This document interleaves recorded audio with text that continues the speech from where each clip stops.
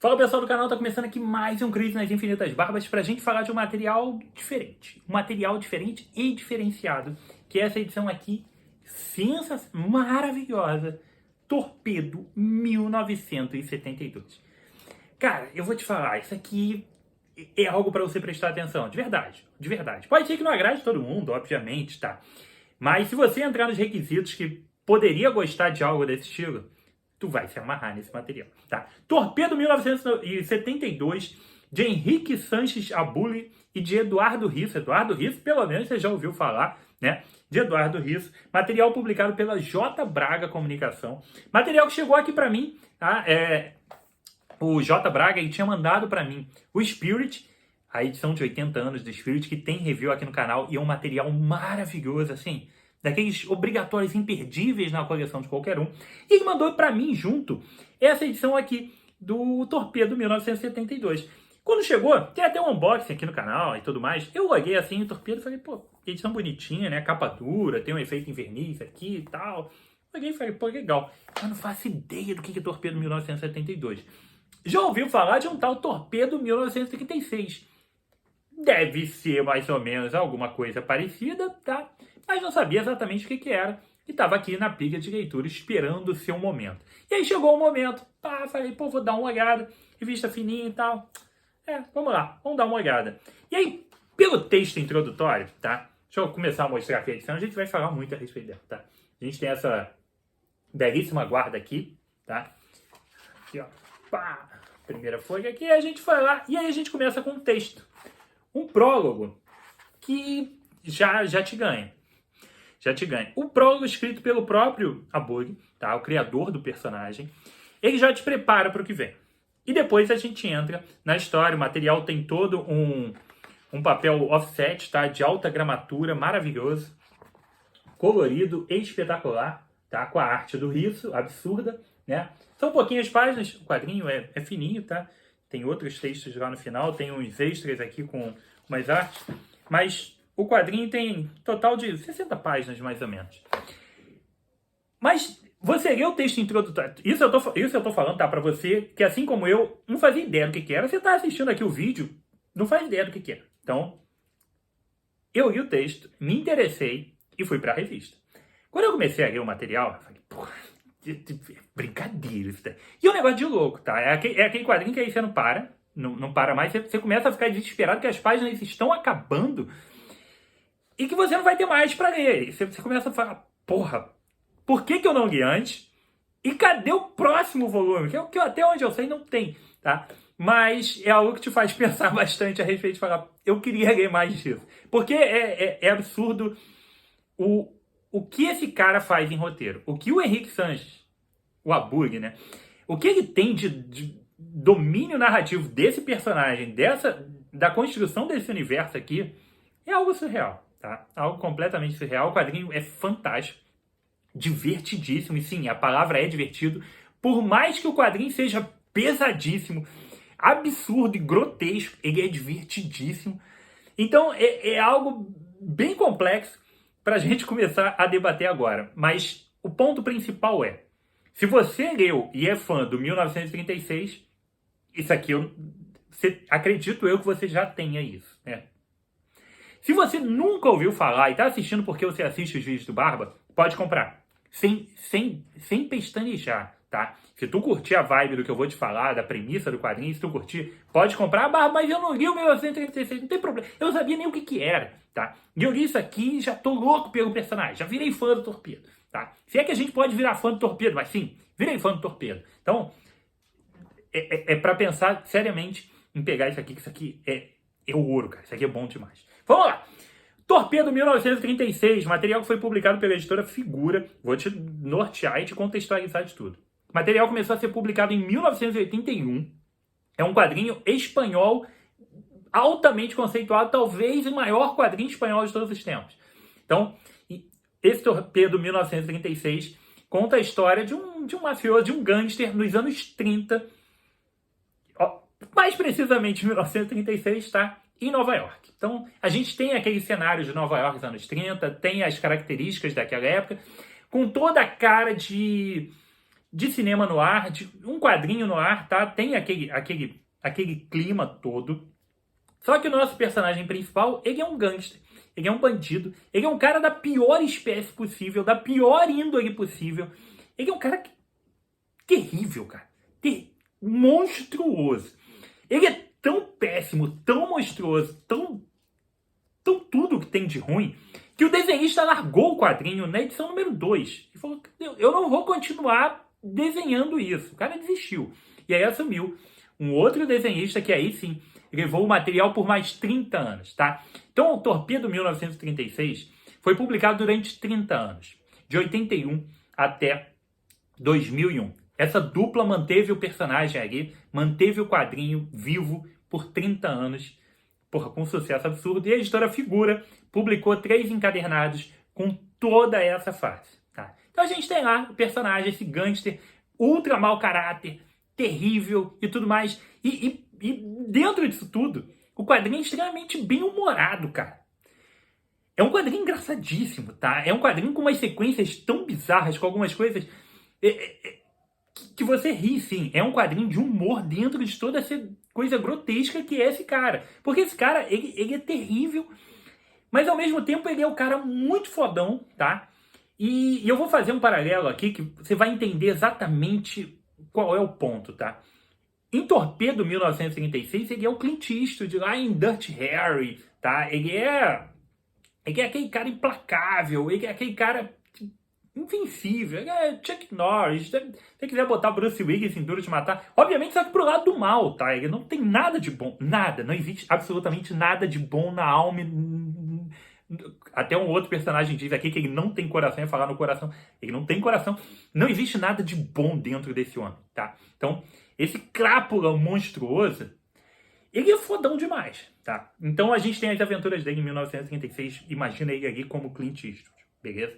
E dentro desse cenário todo, as coisas que acontecem, além de ter toda a violência física, inclusive violência sexual, o negócio é te falando que o quadrinho é pesado, tá? A gente vira fã, mas com dor, né? Fala, cara, eu sou fã da obra, não dá nem pra ser fã do personagem. Então, e por isso que eu falei também que não é pra todo mundo, porque tu vai ler um quadrinho que é um negócio pesado, de uma galera pesada. Só que existe um bom humor por trás disso, existe um humor bizarro no meio disso tudo, tá? Ele é um personagem que fala coisas, ele se enrola com palavras, então ele vai usar uma determinada palavra, ele vai fazer um trocadilho, uma determinada frase, ele se enrola no meio disso, ele fala alguma coisa errada, ele usa uma palavra errada no contexto errado, enfim, já surge um humor por aí. Ele tem um parceiro barra ajudante, barra capanga, que é aquele cara que ele dá uns tapas na cabeça, fala, seu merda, tá fazendo coisa errada e tudo mais, e o cara idolatra ele, tá atrás dele o tempo inteiro. E esse cara é meio um alívio cômico. Aí a gente pode fazer também um paralelo aqui com, para quem lê Bonelli, com o Chico do Zagor, né? Que é aquele cara meio enrolado e tudo mais, que de vez em quando até ajuda muito, mas que de vez em quando também tem uns tapas. Não, Chico, porra, tá fazendo merda. Então, aqui a gente tem esse parceiro dele que de vez em quando também faz algumas cagadas, de vez em quando faz algumas coisas muito boas, mas também toma as porradas do Torpedo. E a gente tem algumas situações que são construídas, algumas ironias construídas dentro do quadrinho que são sensacionais, tá?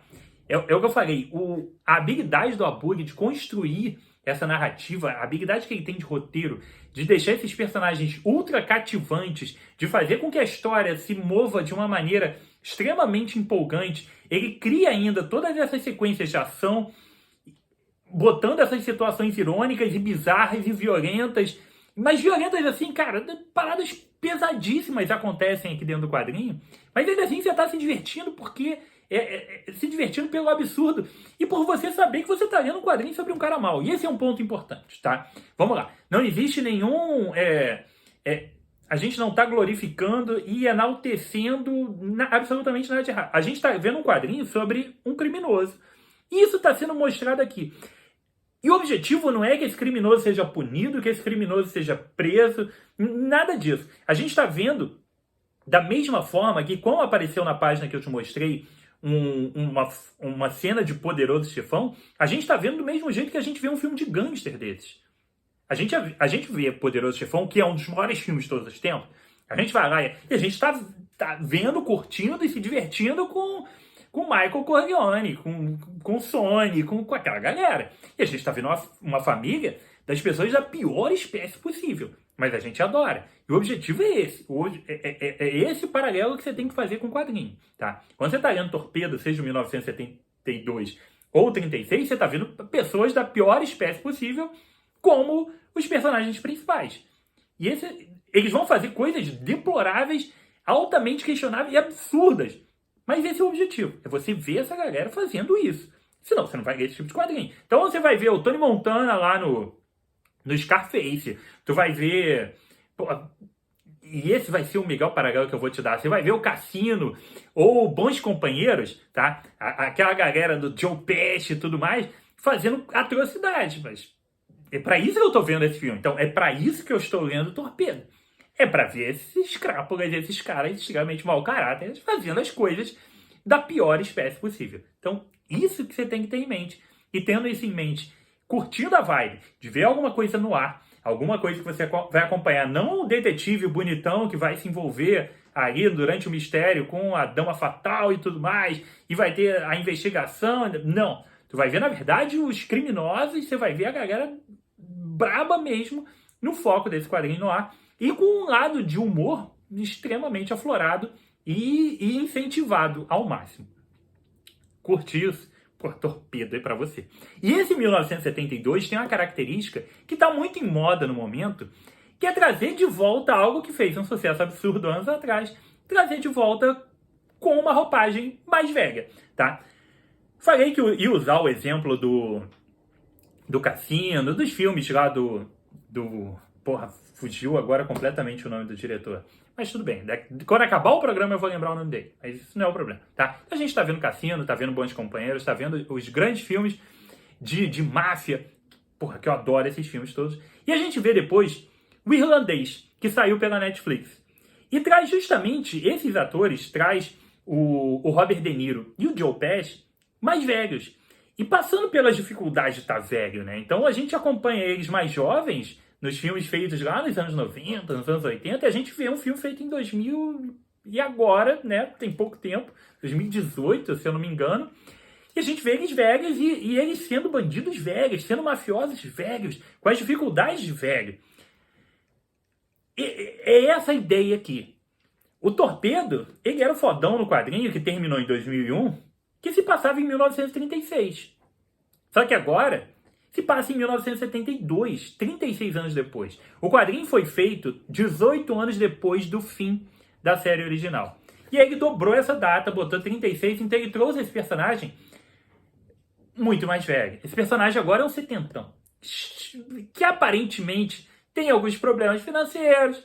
Ele era o fodão antes, ele não quer dar o braço a torcer, mas agora ele tá falido. E aí não consegue mais fazer exatamente as coisas que ele fazia, mas ele continua sendo velho foda. E aí a gente volta para o outro exemplo que eu te dei do Clint Eastwood, que ele estava lá atrás nos filmes que ele era o fodão, do Magnum 44, lá no Dirty Harry, e agora ele tá lá no, por exemplo, no Imperdoáveis, que é um pistoleiro velho que a mão já treme um pouco. E também tem os outros pistoleiros, os outros personagens que são personagens já com uma idade avançada, né? Que é completamente fantástico. Tem o Gran Torino, que a gente vê que ele é um velho foda, mas ele tá velho agora. Ele ainda é foda, mas ele não aguenta mais fazer certas coisas que ele fazia no passado.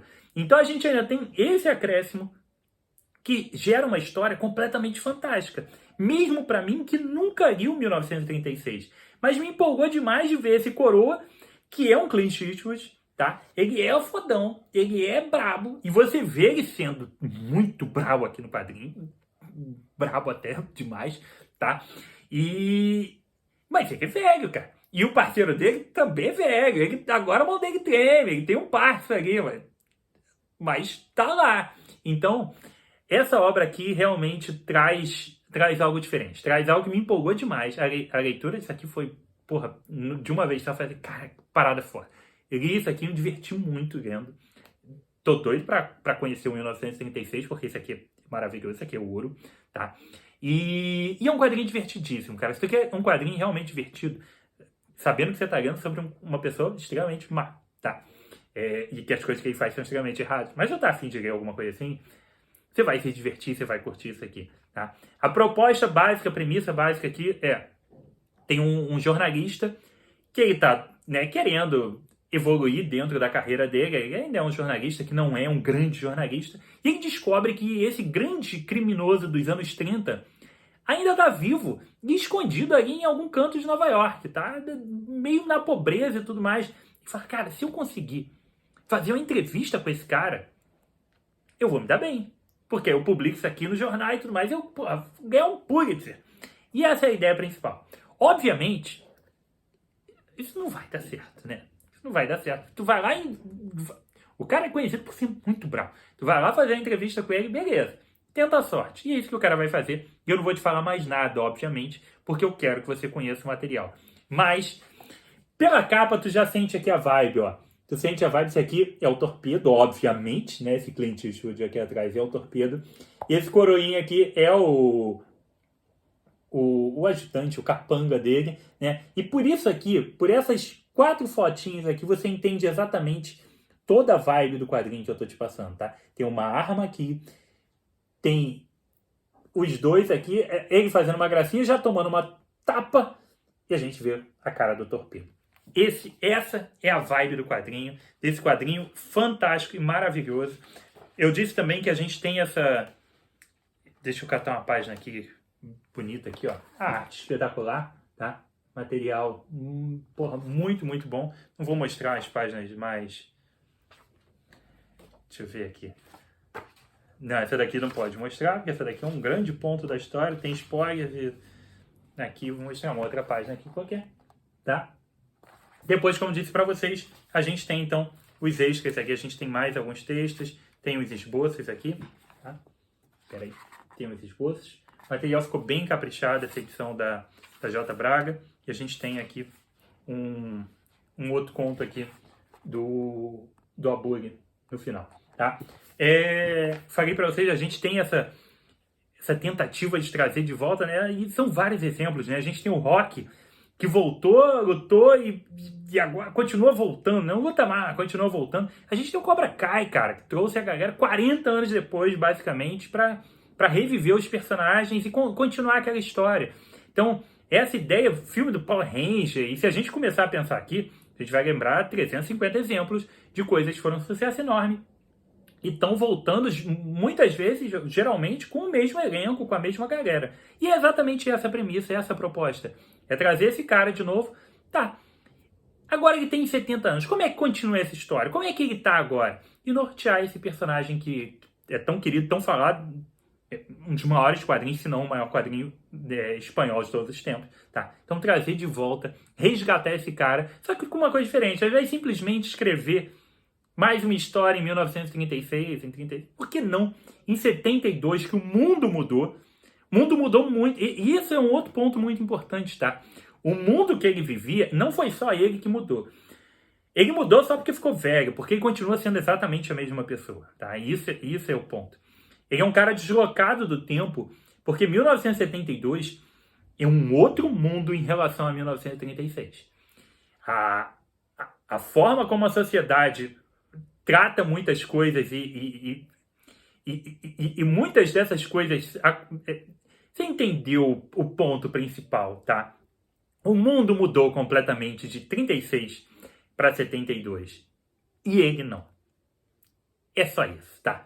Espero que você tenha curtido, eu espero que você dê uma chance pro Torpedo. Esse material maravilhoso. Torpedo 1972. Vou agradecer pro resto da vida o J. Braga de ter mandado essas 2 obras-primas, essas 2 pérolas, que é o Spirit 80 anos e o Torpedo 72. Porra, 2 materiais absurdamente maravilhosos, tá? Então dê uma chance para isso aqui.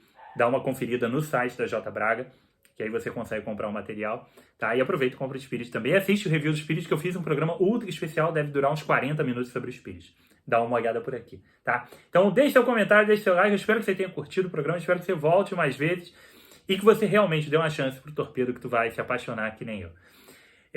Se inscreva lá no Insta do Barbas, e se for comprar essa edição aqui, eu acho que ela não vende na Amazon, mas eu vou deixar o link do J. Braga aqui embaixo, e aí você compra direto no site deles, beleza? Então foi isso, aqui comigo, Rodrigo, mais um review de quadrinhos. Um abraço e até a próxima.